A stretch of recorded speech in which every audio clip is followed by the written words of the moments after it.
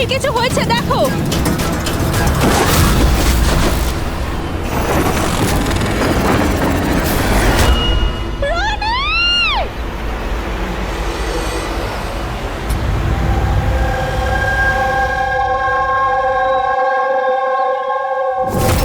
আমি আর রনি এখানে ছুটি কাটাতে এসেছিলাম। আমি কি করে জানবো এটাই রনির জীবনের শেষ দিন হবে? দেখো, আমরা জানি এই সময়টা খুব কঠিন, কিন্তু প্লিজ ভেঙে পড়ো না। আমি এবার নিউ ইয়র্কে গিয়ে ওর বাবাকে কি জবাব দেবো? আমরা একসাথে এসেছিলাম, কিন্তু ফিরে যাবো একা। আপনি কাউকে সন্দেহ করেন কে মারতে পারে রনিকে? স্যার, রনিকে কেউ কেন মারবে? আমরা তো এখানে কাউকে চিনিও না। এমনটা নয় তো যে ওর কোনো শত্রু আমেরিকা থেকে ফলো করতে করতে এখানে এসেছিল? না স্যার, রনির কোনো শত্রু এখানে ছিল না। He was such a lively person, সবাই ওকে পছন্দ করতো। তাহলে তুমি বলতে চাইছো এখানে ইন্ডিয়াতে ওর কোনো আত্মীয় স্বজন, বন্ধু বা অন্যান্য কেউ নেই এখানে? এই দেশটা আমাদের জন্য অচেনা স্যার। সবকিছু এই প্যারাগ্লাইডিং এর লোকেরা করেছে। Please arrest them. আপনি আমাকে কেন দোষ দিচ্ছেন? এটা আমাদের রুজি রুটির ব্যাপার, আমি কেন মারতে যাব ওনাকে? তাহলে কে মেরেছে রনিকে? স্যার, এটা তো আমিও বুঝতে পারছি না। 3000 ফুট উচ্চতায় গুলি কি করে চললো? কেই বা চালালো? তাহলে রনি 3000 ফুট উঁচুতে উড়ছিল? হ্যাঁ স্যার, আমি নিজে গিয়ার চেক করেছিলাম আর কোনো প্রবলেম ছিল না তার মধ্যে। আর ওর আশেপাশে কাউকে উঠতে দেখেছো? আশেপাশে না স্যার, কেউই ছিল না। আকাশ একদম পরিষ্কার ছিল, চারপাশটাও পরিষ্কার ছিল, আর উনি ওনার রাইড এনজয় করছিলেন। কিন্তু হঠাৎ বুঝতে পারলাম না কি হলো, একদম দড়াম করে নিচে এসে পড়লেন। এই যে ক্ষতটা দেখছো, আমার মনে হচ্ছে অনেক দূর থেকে গুলি চালানো হয়েছিল, হয়তো কোনো রাইফেল দিয়ে। হ্যাঁ, রাইফেলই হবে, কারণ যে হাইটে এই উড়ানটা উড়ছিল ওখান থেকে তো কোনো শার্প শুটারই গুলি চালাতে পারে, কোনো রাইফেল দিয়ে।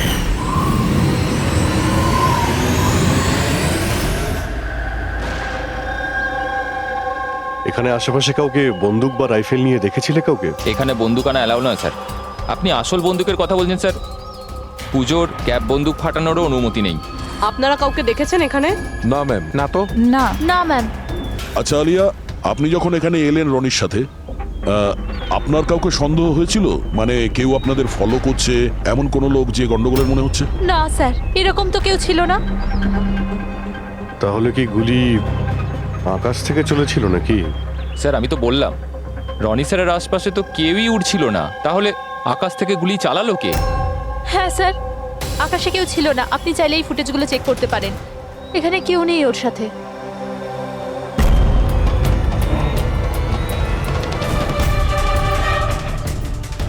এই ফুটেজে তো রনির আশেপাশে তো দূরে দূরেও কাউকে দেখা যাচ্ছে না। স্যার, নিচে থেকে ওপরে তো কেউ গুলি চালায়নি।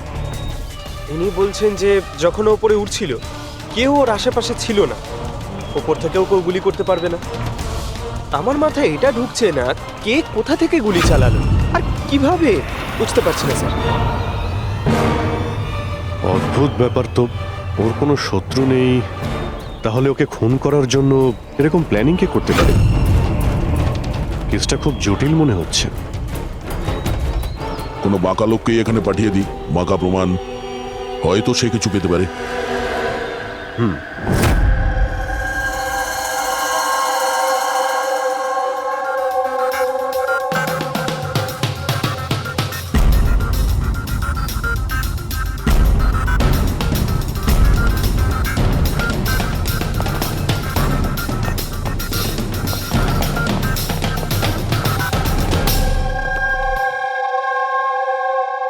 আরে বাহ, আজকে আপনারা দুজনে এমন ভাবে কাজে ডুবে আছেন যে মনে হচ্ছে যে অনেক প্রমাণ আমাদের হাতে দিয়ে আমাদেরকে পাঠাবেন এখান থেকে। অনেকগুলো প্রমাণ। হ্যাঁ, আর যদি একটাও না পাওয়া যেত? সোজা করে বলো না, কোনো প্রমাণ পাওনি, খুঁজে দেখোনি? ডক্টর সালুকে ওই গুলির ব্যাপারে কিছু জানতে পারেননি? আপাতত এইটুকু জানতে পেরেছি ভাই, ওপর থেকে কোনো ইউএফও গুলি চালিয়েছে। শালুকে, তুমি না কোনোদিনই সোজাসুজি করে কথা বললে না। আরে এটা কি, এটা বোঝাও। আমাকে বোঝানোর জন্য এরকম করছো? হ্যাঁ, বলো।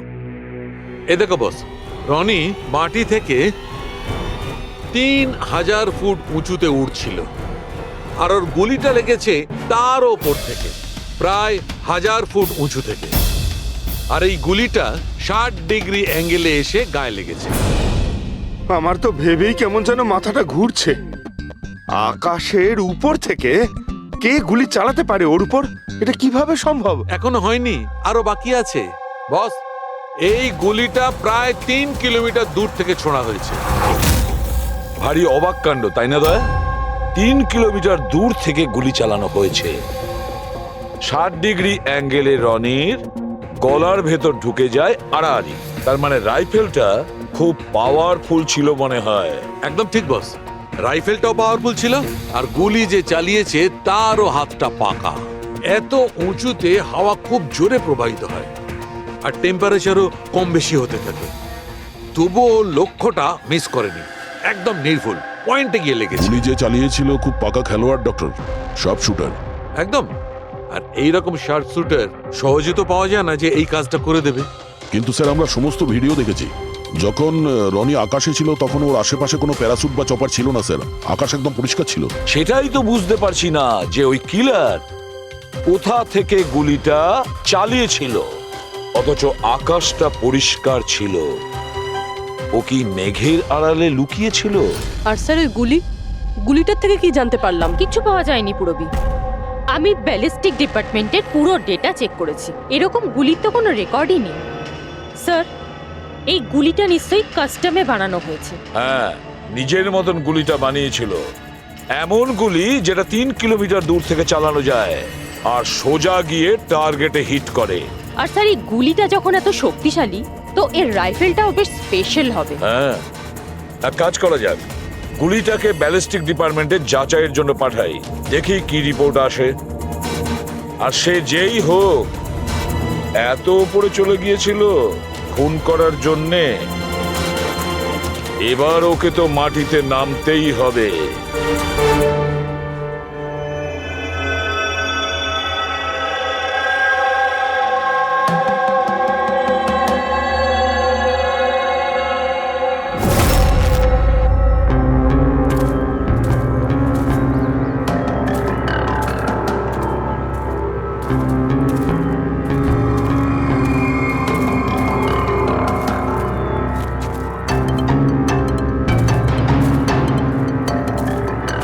ব্রাদার, উই ক্যান ডু ইট। আরে ইয়ার গুরু, আর চলতে পারবো না, খুব হাঁপিয়ে গেছি আমি। ব্যাস নবীন, আর বেশি দূর নয়, 3000 ফিট চড়ে ফেলেছি, পাশেই আছে। We can do it, come on.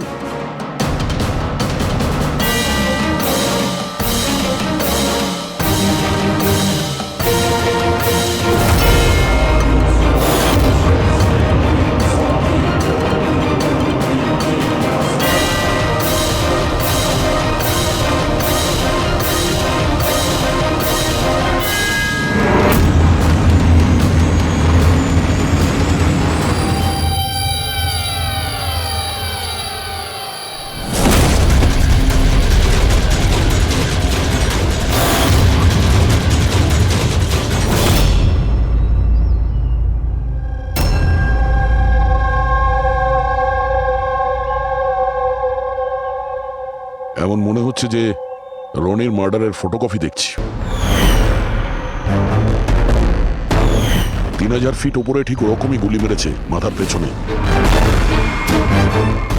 একেও একইভাবে গুলি চালিয়েছে। আচ্ছা, তোমরা যখন ট্রেকিং করছিলে, এই হিতেনের পিছনে কেউ কি ছিল? না স্যার, হিতেনই সবার পিছনে ছিল স্যার। স্যার, এই দেখুন ফুটেজ। স্যার, স্যার এটা ওই জায়গায় যেখানে এই সব কিছু হয়েছে। অদ্ভুত তো, পিছনে তো খোলা আকাশ রয়েছে, এমন কোনো জায়গা নেই যেখান থেকে গুলি করা যায়। তাহলে ওর গুলি লাগলো কি করে? দুটো কেসেই ধরা যাচ্ছে না যে গুলি কোথা থেকে চলেছে। স্যার একদম ঠিক বলছেন। আকাশ থেকে কোনো কাক বা পায়রা কি করে গুলি চালায়? এই গুলিটা চালালো কে? আর এই দুটো গুলি 24 ঘন্টার মধ্যেই চলেছে। আমার মনে হয় এই দুটো কেসের মধ্যে কোনো না কোনো কানেকশন আছে। আচ্ছা, এই হিতেন কি কাজ করতো? স্যার ও কলেজ স্টুডেন্ট ছিল স্যার, মুম্বাই গ্র্যাজুয়েশন করতে এসেছিল স্যার। ট্রেকিং এর অনেক শখ ছিল। অভিজিৎ, বুঝতে পারছি না যে কেউ একজন কলেজ স্টুডেন্টকে মারার জন্য এত প্ল্যান করবে কেন। সেটাই তো, প্রথমে রনি আর এখনই হিতেন। তবে আকাশ থেকে তৃতীয় গুলিতে অন্য কেউ মারা যাওয়ার আগে এই খুনিকে ধরতেই হবে খুব তাড়াতাড়ি। গত 24 ঘন্টায় 2টো খুন হয়েছে, দুটোই যুবক, আর দুজনকে মারার পদ্ধতিও অদ্ভুত। অদৃশ্য খুনি। স্যার দুজনেরই মৃত্যু হয়েছে অ্যাডভেঞ্চার স্পোর্টস করতে গিয়ে। মাটি থেকে 1000 ফুট ওপরে মেরেছে স্যার। কিন্তু স্যার ভাবার বিষয় এটাই যে খুনি এই অ্যাডভেঞ্চার স্পোর্টের সময়টাই কেন বাঁচলো এদেরকে মারার জন্য? ও তো ওদের যে কোনো সময় মারতে পারতো। এত লম্বা প্ল্যান দুটো বাচ্চাকে মারার জন্য? শুধু প্ল্যানিংটাই বড় ছিল না দা, গানটাও বড় ছিল। এই যে এইরকম, এটা কি রাইফেল স্যার? এটা হলো PX-65 রাশিয়ান গান, এটা লং রেঞ্জ। এইরকম বন্দুক দিয়ে মারা হয়েছে। ডক্টর সালুকে, এই বন্দুকটা দিয়ে 3 কিলোমিটার দূরে টার্গেটে কি হিট করা যায়? হ্যাঁ ফ্রেডি, শুটিং রেঞ্জে আমি এটা ট্রাই করে দেখেছি। এর রেঞ্জ 3 কিলোমিটারের বেশি আছে। এরকম বন্দুক তো হয় মিলিটারিদের কাছে থাকবে, আর না হলে উগ্রপন্থীদের কাছে। ঠিক বলেছো বস। আর সেই জন্য আমার মনে হয় এটা শুধুমাত্র মার্ডারের ব্যাপার নয়, বড় ধরনের অপরাধ হতে চলেছে, লার্জ স্কেলে। স্যার একটা কাজ করো, দিল্লিতে যাও আর ইন্টেলিজেন্স ব্যুরো থেকে খোঁজ নাও যে এরকম বন্দুক কাদের হাতে থাকতে পারে আর সেটা কিভাবে।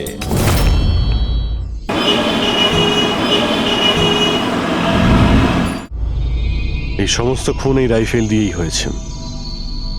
আর আপনারা তো জানেনই, এরকম হাই প্রোফাইল রাইফেল তো সবার কাছে থাকে না। আপনি একদম ঠিক বলছেন স্যার। আর যেটা আমাদের দেখা দরকার সেটা হলো এই রাইফেলটা যদি কেউ কিনতেও চায় তাহলে কিনতে পারবে না।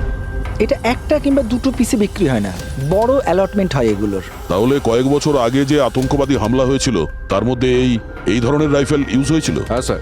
তাহলে আপনাদের কোনো আতঙ্কবাদী গ্রুপের উপর সন্দেহ হয়? আগে হ্যাঁ স্যার, যদি আমাদের সন্দেহ ঠিক হয় তাহলে আমরা জানি যে এর পেছনে ঠিক কার হাত আছে।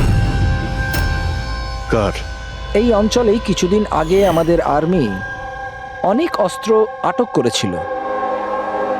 ওই অস্ত্রের মধ্যে এই রাইফেলটাও ছিল। হ্যাঁ প্রতাপ, স্যার, সমস্ত আতঙ্কবাদী মরে গেছে, ওদের মধ্যে একজন পালিয়ে গেছে, তবে আমরা সমস্ত হাতিয়ার আটকে নিয়েছি। ওয়েল ডান প্রতাপ। স্যার, আর যে টেররিস্টরা পালিয়ে গেছে তাদের সম্পর্কে সমস্ত পোস্টকে অ্যালার্ট করে দাও। তাহলে এই কাজ ওই আতঙ্কবাদীর হতে পারে যে পালিয়ে গিয়েছিল ওখান থেকে। হ্যাঁ স্যার। আর আমাদের ইনফরমেশন অনুযায়ী এই আতঙ্কবাদী গ্রুপ খুব বড় একটা কিছু করতে চলেছে। বোধহয় এটাই সেটা শুরু। এই দুটো অপরাধ সাধারণ কোনো খুন নয়, এটা নিশ্চয়ই কোনো বড় সড় ষড়যন্ত্র, কোনো দুষ্কৃতী আক্রমণ ঘটতে চলেছে। হ্যাঁ স্যার। আর এই খুনগুলোকে আটকানোর জন্য প্রথমে আমাদের আকাশ থেকে চলা গুলির রহস্য ভেদ করতে হবে স্যার। আর এই রহস্যের কিনারা করার জন্য সবার আগে আমাদের এটা জানতে হবে যে এই আতঙ্কবাদীরা রনি আর হিতেনের মতো সাধারণ লোকের হত্যা কেন করলো। আচ্ছা, এমন কি কমন আছে এই দুটো কেসে? স্যার, দুটো মার্ডারই আকাশে হয়, দুবারই গুলি উপর থেকে চালানো হয়েছে পুরো পাওয়ারফুল রাইফেল দিয়ে। এটা প্রফেশনাল সব শুটারের কাজ হবে। আর স্যার এই দুটো কেসেই কোনো ভ্যান্টেজ পয়েন্ট নেই, আর এমন কোনো জায়গা নেই যেখানে বসে খুনি এই দুজনকেই গুলি করতে পারে। তেমন কোনো জায়গা ছিল না, তেমন কোনো জায়গা ছিল না। খুন করার এটাই মূল কারণ নয় তো? তাহলে স্যার আপনি বলতে চাইছেন যে খুনির কাছে বসে গুলি চালানোর কোনো জায়গা ছিল না, আর ও এটা শিওর হতে চেয়েছিল যে টার্গেট যেন কোনোভাবেই মিস না হয়, সেই জন্যই ও এদের উপরে প্র্যাকটিস করছিল। Exactly Abhijit, exactly. সে গুলি ছোড়ার প্র্যাকটিস করছিল। তার মানে স্যার ওর আসল টার্গেট অন্য কেউ? স্যার যদি কোনো ভ্যান্টেজ পয়েন্ট নাই থাকে তাহলে ও গুলি চালাচ্ছিল কোথা থেকে? পঙ্কজ, উত্তরটা তোমার প্রশ্নের মধ্যেই লুকিয়ে আছে। আচ্ছা এটা বলো, আমরা মানুষ ডানা ছাড়া আকাশে কিভাবে ওড়ে? স্যার এরোপ্লেন বা হেলিকপ্টারের মাধ্যমে। ব্যাস, তুমি তোমার উত্তর পেয়ে গেছো। কিন্তু স্যার ওখানে ওই ক্রাইম সিনে আকাশের ওপর কোনো চপার তো ছিলই না স্যার, না কোনো কেবল কার ছিল ওখানে। তাহলে অন্য কিছু থাকবে, অন্য কিছু থাকতে পারে। অভিজিৎ, ম্যাপটা বের করো, ওই এলাকার চারপাশটা ভালো করে দেখো, দেখো এমন কিছু পাওয়া যায় কিনা, এমন কিছু আছে নাকি যেখান থেকে মানুষ হাওয়ায় উঠতে পারে? জঙ্গল আছে, আর হ্যাঁ, দুটো হট এয়ার বালুন রেঞ্জও রয়েছে। একটু দেখো তো, যেখানে খুন হয়েছিল সেখান থেকে এটা কতটা দূরে? স্যার, এই দুটো 60 কিলোমিটার রেডিয়াসের মধ্যে। তাহলে একটা কথা তো কনফার্ম, খুনি ওখানে হট এয়ার বেলুনে বসেছিল আর সেখান থেকেই ও গুলি চালিয়েছিল 3 কিলোমিটার দূর থেকে। স্যার, কেউ যদি হট এয়ার বেলুনে চড়তে চায় তাহলে আগে থেকে বুকিং করতে হয়, এমনি কেউ যেতে পারে না। কোনো ব্যাপার না, তোমরা ওই হট এয়ার বেলুনের অফিসে গিয়ে খোঁজ নাও যে এমন কোন টুরিস্ট ছিল যে ওই দুটো দিনে ওই দুটো হট এয়ার বেলুনে ঘুরেছিল। বেলুনে বসেছিল, কিছুজন একা বসেছিল, কিছুজন গ্রুপ বানিয়ে বসেছিল। তোমার কি মনে আছে এদের মধ্যে কতজনের কাছে কোনো জিনিস বা ব্যাগ ছিল? বা কোনো সন্দেহজনক কাউকে দেখেছো? না, বদমাস তো কাউকে লাগছিল না, কিন্তু একজন বয়স্ক আন্টি ছিলেন, পিঠে একটা ব্যাকপ্যাক ছিল আর চোখে চশমা আর মাথায় টুপি পরেছিলেন। হ্যাঁ, আমরাও অবাক ছিলাম যে এই বয়সে এই সব ট্রাভেলিং এর ইচ্ছা। আর যখন ফটো তোলা হচ্ছিল উনি লজ্জা পাচ্ছিলেন আর নিজের মুখ লুকোচ্ছিলেন। রবি, এই বয়স্ক আন্টি শার্ট শুটের শুনে একটু অদ্ভুত লাগছে না? হ্যাঁ স্যার, আমি এখানে পাইলট। 25শে ফেব্রুয়ারি স্যার সব মিলিয়ে আমি 6 জনকে এয়ার বেলুনে চাপিয়েছি স্যার, আর 2 জনকে দিনের স্যার। আচ্ছা, তাদের মধ্যে কেউ মানে গন্ডগোলের লোক মনে হয়েছিল, কিংবা যার কাছে কোনো জিনিসপত্র ছিল? স্যার এরকম তো কেউ ছিল না। হ্যাঁ, একজন বয়স্ক মানুষ ছিল, জানি না কারো বারবার চিৎকার করছিল, হয়তো ওর মুড খারাপ ছিল বা খিটখিটে ধরনের ছিল। ওনার হাতে কোনো কিছু ছিল? জিনিস তো ছিল না। হ্যাঁ, একটা লাঠি নিয়ে হাঁটছিল। লাঠি নিয়ে হাঁটছিল? এই, তোমাদের সাহস কি করে হলো আমার ছবি নেওয়ার, আমাকে জিজ্ঞেস না করে? কিছু ভদ্রতা আছে না নেই? ওরাও ওগুলো ওরাও। আচ্ছা, ফটো তোলার জন্য রেগে গেছিল? কি অদ্ভুত ব্যাপার, তাই না স্যার? লোক হট এয়ার বেলুনে তো প্রতিদিন বসে না, তাই না? তারা নিজেরাই ফটো তুলতে চায় যাতে এই স্মৃতিকে তারা সারা জীবন রাখতে পারে। আর কোনো বিশেষ কথা মনে আছে ওর ব্যাপারে? স্যার জানি না বলাটা ঠিক হবে কিনা। না না, বলো, যেটা মনে আছে খুলে বলো। ওনাকে হাঁটতে দেখে মনে হচ্ছিল না যে ওনার লাঠির প্রয়োজন আছে, কিন্তু তাও উনি লাঠি নিয়েই চলছিলেন। আচ্ছা,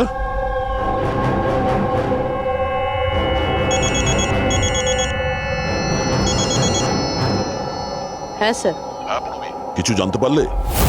স্যার, এখানে একজন বয়স্ক মহিলা এসেছিল আর তার হাতে একটা ব্যাকপ্যাকও ছিল। আর হ্যাঁ, ওই মহিলা ছবিও তুলতে চাইছিল না। আচ্ছা, এখানেও একজন বুড়ো লোক এসেছিল হট এয়ার বেলুনে চড়তে লাঠি নিয়ে, আর তারও ফটো তোলায় আপত্তি ছিল। স্যার, এই বয়স্ক মহিলা আর বয়স্ক লোক একই ব্যক্তি নয় তো? ওই শার্প শুটার, ওর ব্যাগে আর ওর লাঠিতে ওই রাইফেলটা ছিল যা দিয়ে খুন করেছে। আর স্যার, দুদিনই এ একাই ওপরে গিয়েছিল, কারণ যদি অন্য টুরিস্টের সাথে যেত তাহলে রাইফেল সেট করতে আর টার্গেট সেট করতে প্রবলেম হয়ে যেত। না পূর্বী, আমার মনে হচ্ছে একলা যায়নি। মানে ওই হট এয়ার বেলুন চালানো আর সঙ্গে এই রাইফেলটা চালানো, দুটো কাজ একসঙ্গে করা মুশকিল। ওই হট এয়ার বেলুনের পাইলটও ছিল সঙ্গে।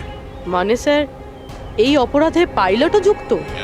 একটা কাজ করো, ওই পাইলটটাকে ধরো তাড়াতাড়ি। ওই দিন ওই বয়স্ক মহিলাকে বেলুনে উপরে কে নিয়ে গিয়েছিল? পাইলট কে ছিল? সঞ্জীব ছিল। এই এই পালাবি না, দাঁড়া দাঁড়া দাঁড়া। না আমাকে মারতে পারবে না ওকে। এই এই সঞ্জীব!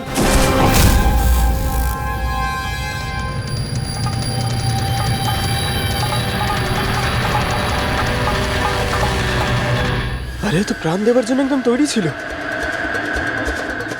এটা কোনো ছোটখাটো মার্ডার নয় পঙ্কজ, অনেক বড় মিশন।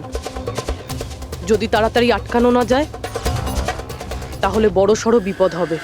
আচ্ছা গীতা, 24শে ফেব্রুয়ারি যে লোকটা গ্রুপে যেতে চাইছিল না, একলা যেতে চাইছিল, ওর পাইলট কে ছিল? কে নিয়ে গেছিল? সোলো ট্রাভেলারকে তো দিনেশ নিয়ে গিয়েছিল। অদ্ভুত ব্যাপার দিনেশ, এতক্ষণ ধরে চুপ করে আছো, কিছু বলছো না কেন? তোমরা আমাকে ধরতেই পারবে না।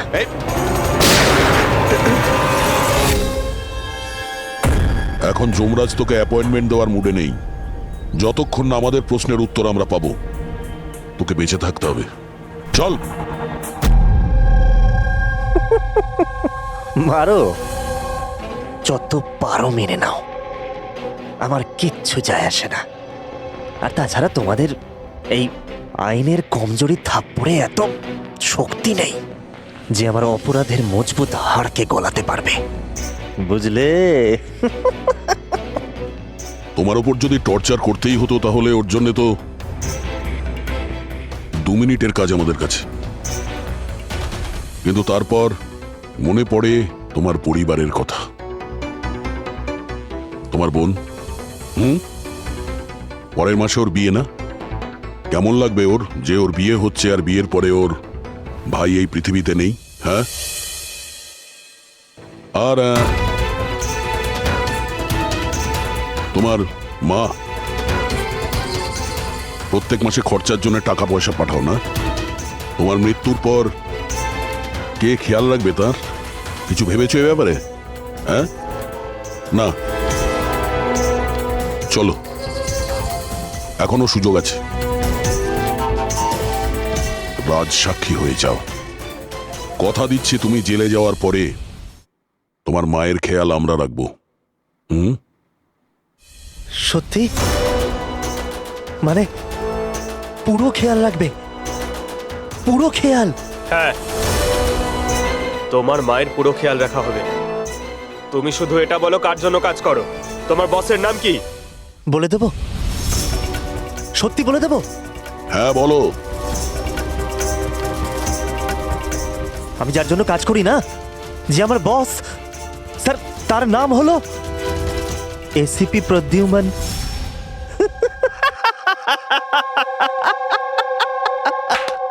এসিপি প্রদ্যুম্ন, যাও ধরে নাও আর গ্রেফতার করে নাও তাকে। বলেছিলাম না আমি কিচ্ছু বলবো না, যা করার আছে করে নাও। সিআইডি কোথাকার, সিআইডি। বস বস,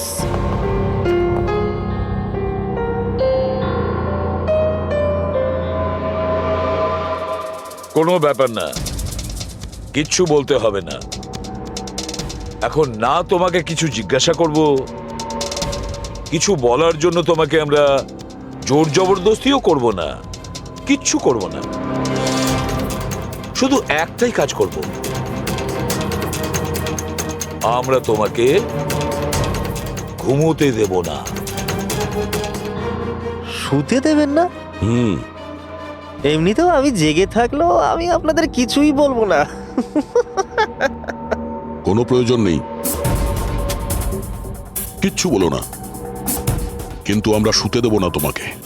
ওকে ভাই দয়া, আমি এটা শুনেছিলাম যে মানুষ কোনো কিছু না খেয়ে অনেক দিন সার্ভাইভ করতে পারে, কিন্তু না ঘুমিয়ে কত কষ্ট হবে এই বেচারার। তোর বাঁচাটা খুবই মুশকিল, আমি এসব দেখতে পারবো না।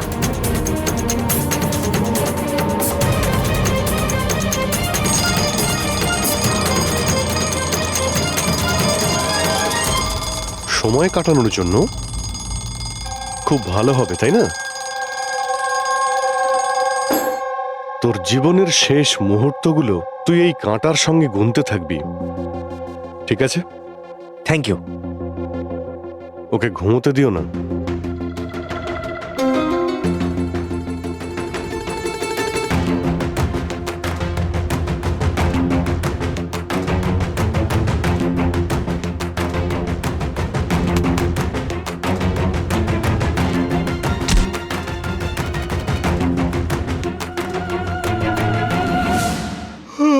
ফ্রেডি স্যার, আরে কোথায় আছেন আপনি?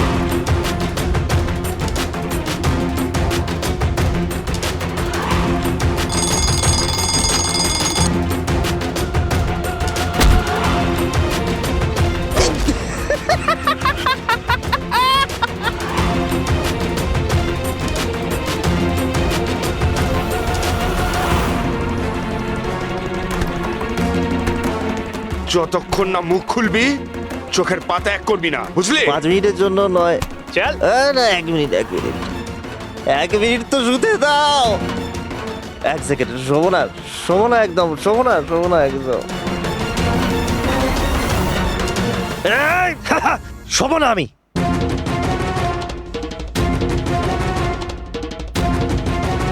এবারও ভেঙে পড়বে।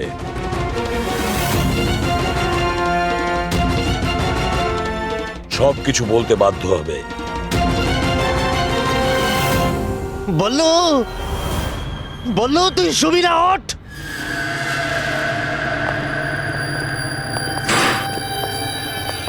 এই ঘুমোতে চাস?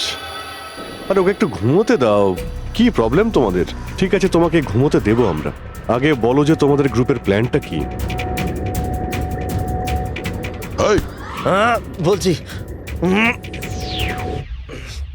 আমার নাম দীনেশ নয়, আমার নাম আমার নাম বললু। দীনেশ নয় আমার নাম। আর আমাকে স্পেশালি এই মিশনের জন্য তৈরি করা হয়েছিল। আর যে দুটো মার্ডার হয়েছিল না, ওটা প্র্যাকটিস ছিল। আমাদের আসল মিশন হলো ওকে মারা। আর ওই যে ওকে কি যেন নাম, স্টিভ মার্টিন। ওই শান্তির দূত যে সম্প্রতি ভারতবর্ষে এসেছে দেশে শান্তির বার্তা নিয়ে, যাতে সমগ্র বিশ্ব এই বার্তাকে সমর্থন করে, যাতে উগ্রপন্থীরা শেষ হয়। এসিবি, আমরা চাই না যে আতঙ্কবাদ কখনো শেষ হোক। আর স্টিভ মার্টিন তো মরবেই, তোমরা কিচ্ছু করতে পারবে না। আর আর যদি তোমরা বাঁচিয়েও নাও না, আমরা স্টিভ মার্টিনকে খতম করে দেবো একেবারে। আমাদের যে শার্প শুটার আছে না, একদম পাক্কা নিশানা তার। কোথায় মারবে ওকে আর কখন? বল। ও যখন কনফারেন্সে ভাষণ দেবে না, ওটাই সব থেকে সঠিক ওটাই সব থেকে সঠিক সময়। ওটাই সব থেকে সঠিক সময় হবে। ওই সময় ওর আশেপাশে কোনো সিকিউরিটি থাকবে না। আর যে কনফারেন্সটা আছে না, ওটা বিল্ডিং এর ছাদেতে হবে। তো ওই হট এয়ার বেলুনেতে আমাদের সাব শুটার যাবে আর ওখানেই গুলি মারবে। কনফারেন্স ঘন্টা খানেকের মধ্যে শুরু হবে। এখন তাড়াতাড়ি ওখানে আমাদের পৌঁছতে হবে। আরে তোমরা যতই চেষ্টা করে নাও, বাঁচাতে পারবে না ওকে। আর হ্যাঁ, তোমরা যদি বাঁচিয়েও নাও না, তাহলে আমরা আবার প্ল্যান করব, দ্বিতীয়বার মারবো। কে মারবে? কিরকম দেখতে ও? আরে আমি ওর মুখ দেই রে এখনো পর্যন্ত। যখনই আসে ছদ্মবেশে আসে। তোমরা কি একে হসপিটালে নিয়ে যাও তাড়াতাড়ি। স্যার, আমরা কি হট এয়ার বেলুনটা আটকাতে পারি না যতক্ষণ এই কনফারেন্স শেষ হচ্ছে? না ফেডরিক, এই সব কিছু বন্ধ করা যাবে না। আজকে আটকালে কালকে অন্যরকম প্ল্যান করবে। আজকের প্ল্যান আমরা জানি, আজই ওদেরকে ধরবো।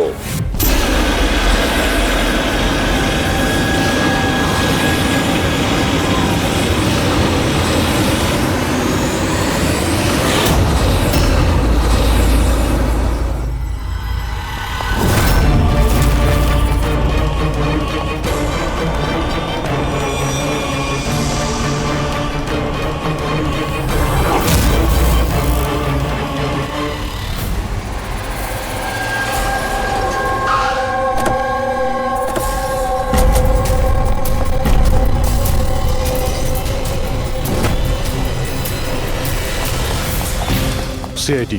মিস্টার স্টিভ মার্টিন কোথায়? ওপরে কনফারেন্স রুমে। ওর কাছে নিয়ে চলুন। আসুন। তাড়াতাড়ি। তাড়াতাড়ি।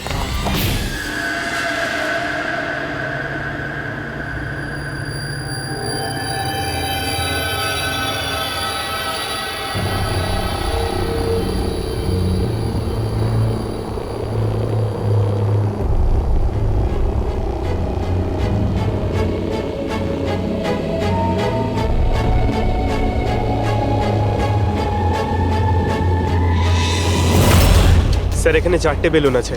দুটো ওপরে আছে আর দুটো রেডি হচ্ছে। আমার সামনে যে বেলুনটা আছে স্যার, ওতে একটা কাপল আছে। আর ওই ছেলেটার কাছে ব্যাকপ্যাক আছে। নজর রাখো ওদের উপরে। কারা কারা আসছে কারা কারা যাচ্ছে সবাইকে ফলো রেখো, ওকে?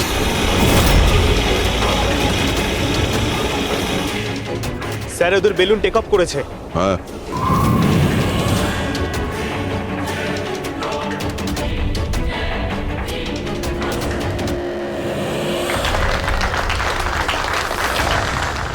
এই দুনিয়াতে টেরোরিজম কেন আছে এই প্রশ্নটা আমাদের জানা দরকার।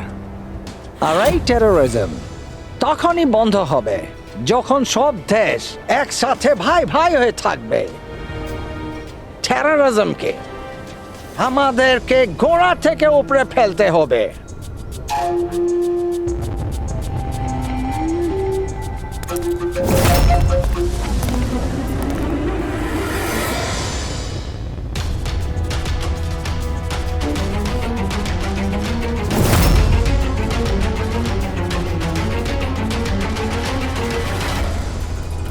দুজন মিউজিশিয়ানকে দেখছি, ওরার জন্য তৈরি হচ্ছে। ওদের হাতে গিটারের ব্যাগ আছে। এবার এটা বলা খুবই মুশকিল যে ভেতরে গিটার আছে নাকি গান।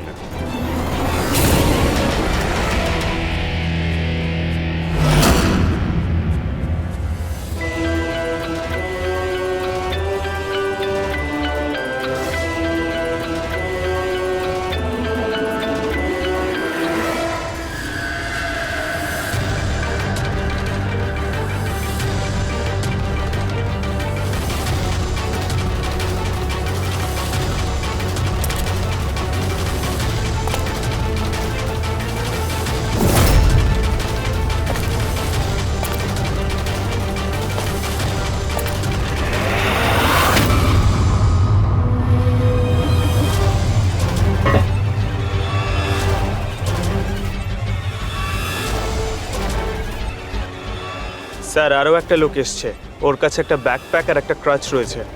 অপেক্ষা করা যাক।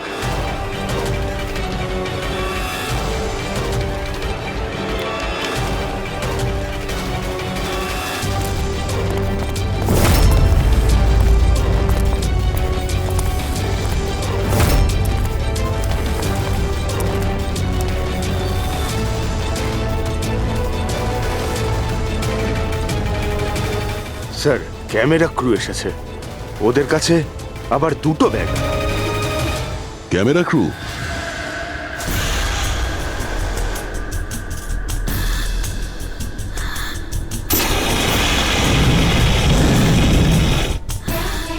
ওদের দিক থেকে নজর সরিও না, নজর রাখো ওদের উপরে।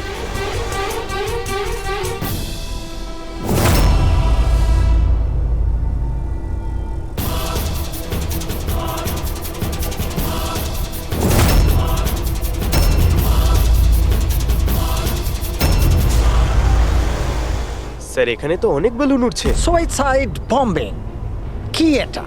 কেউ নিজের খুশিতে নিজের প্রাণ কি করে দিতে পারে? জীবন precious. Oh no, We need to respect এতগুলো বলুন, others. আর সব এর মধ্যে দেশে আমরা যেটা খুঁজছি এটা সেটা করা কোনটা? উচিত। মনে হচ্ছে ছদ্মবেশে এসছে, মুখ দেখে গন্ডগোলের মনে হচ্ছে।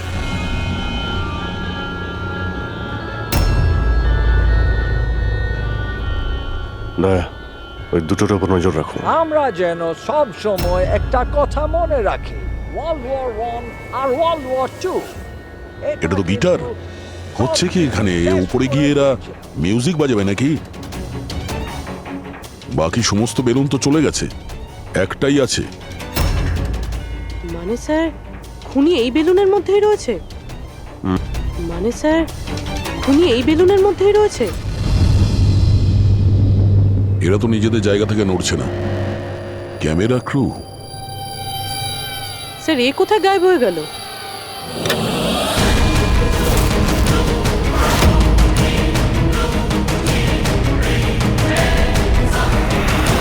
স্যার এর কাছে তো রাইফেল রয়েছে, যেমনটা সালুমকে স্যার বলেছিল। অভিজিৎ,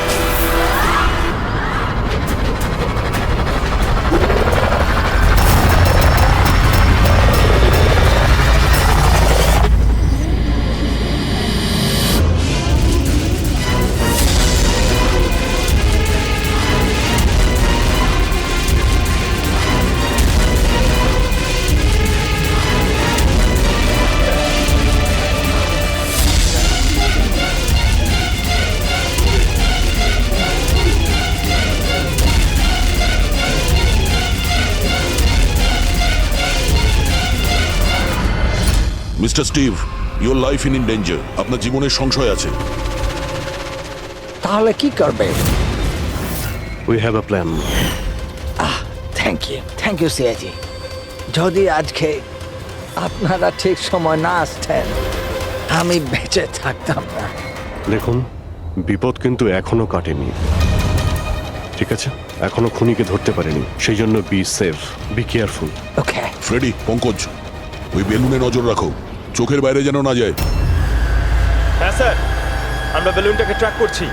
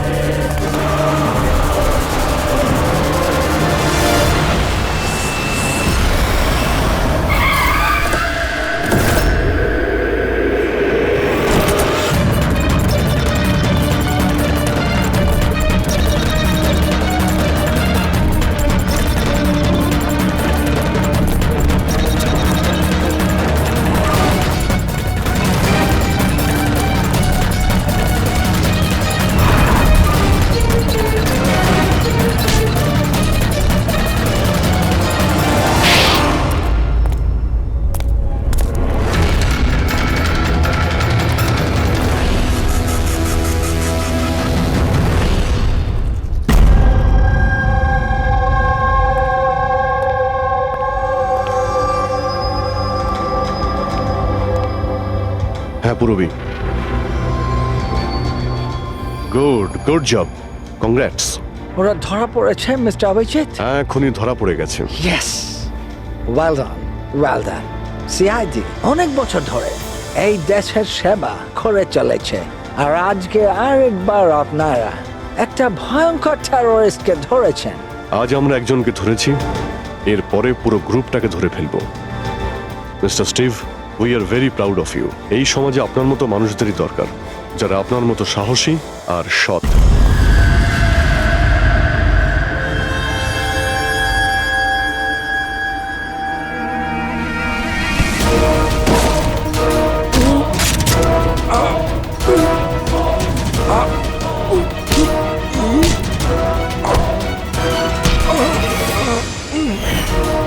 তাহলে তুমি ছদ্মবেশে রনি আর হিতেনকে মেরেছ?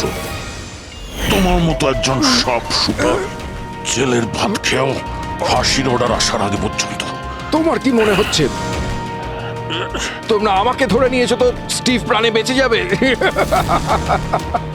কখনো নয়। আমাদের ক্ষমতা এত বেশি যে তোমাদের আইন এটা খুঁজতে খুঁজতে হাঁপিয়ে যাবে, কিন্তু আমরা শেষ হব না। শেষ হবে তোমাদের এই দেশ। শোন ছাড় পোকা, আমাদের দেশের উপর অনেকে খারাপ নজর দিয়েছে, আবার চলেও গেছে। জানিস আমাদের দেশ কত বছর স্বাধীন হয়েছে? ৭৪ বছর। আর এই ৭৪ বছরে আমাদের দেশের জওয়ানরা জানি না কত আতঙ্কবাদীকে মেরেছে। আজ তোর পালা, কাল তোর সঙ্গীদের পালা। আমাদের দেশ থাকবে, খুব ভালোভাবেই থাকবে। আর এই দেশ থেকে যদি কোনো জিনিস চলে যায়, সেটা হলো আতঙ্কবাদ। বুঝেছিস? আতঙ্কবাদ।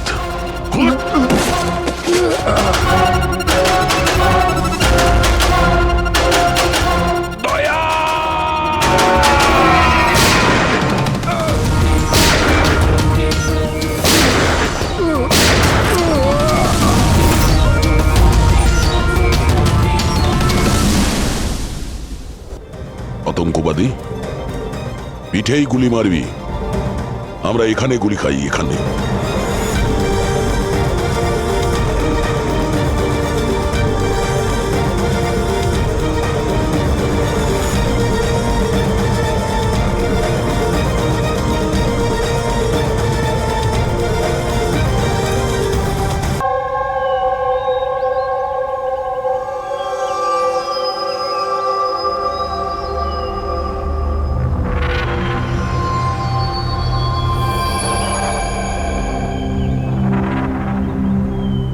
চলো ফাইনালি সেই সময়টা এসেই গেল যখন আমি আকাশে পাখির মতো উঠতে পারবো। ইয়েস, আর তোমার ওরা আমি আমার ক্যামেরায় ক্যাপচার করব। কিন্তু মিস্টার মুক্ত পাখি, খোলা আকাশে এত দূরে উড়ে চলে যেও না যে কোথাও হারিয়ে যাও। Don't worry madam. আর এমনিতেও রনি স্যার যদি আকাশে হারিয়েও যান, ওনাকে মাটিতেই ফেরত আসতে হবে। ওরার আগেই তুমি আমাকে নিচে আসার কথা বলছো। চলো, হয়ে গেছি তৈরি। All the best.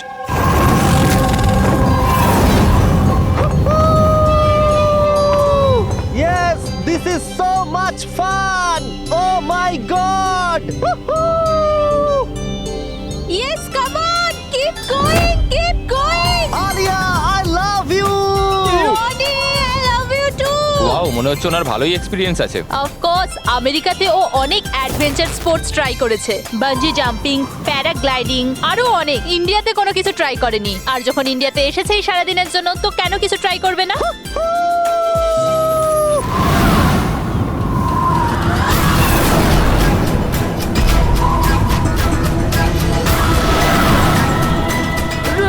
রনির কিছু হয়েছে। জন, রনির কিছু হয়েছে, দেখো।